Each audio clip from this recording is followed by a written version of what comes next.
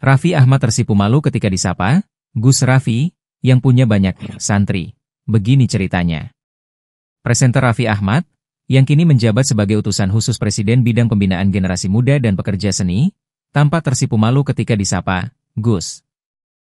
Sapaan itu terdengar di acara Muhalakoh Gerakan Nasional Ayo Mondok di Pondok Pesantren Al-Amin Ngasinan, Kota Kediri, Jawa Timur, Rabu, 28 Mei 2025. Panggilan, Gus, itu dilontarkan KH Anwar Iskandar, pengasuh Pondok Pesantren Al-Amin, saat membuka sesi diskusi bersama para kiai dan tokoh pesantren.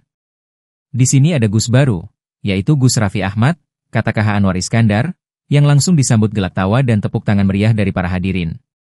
Sebagaimana diketahui, istilah Gus merupakan panggilan kehormatan yang biasa digunakan di kalangan pesantren untuk menyebut putra dari seorang kiai. Sementara, Ning digunakan untuk putri kiai. Mendengar sapaan tersebut, Raffi Ahmad, yang hadir mengenakan kemeja putih lengan panjang dan songkok hitam, hanya tersenyum sambil melakukan gestur namaste. Ia tampak tersipu dengan sorakan para peserta.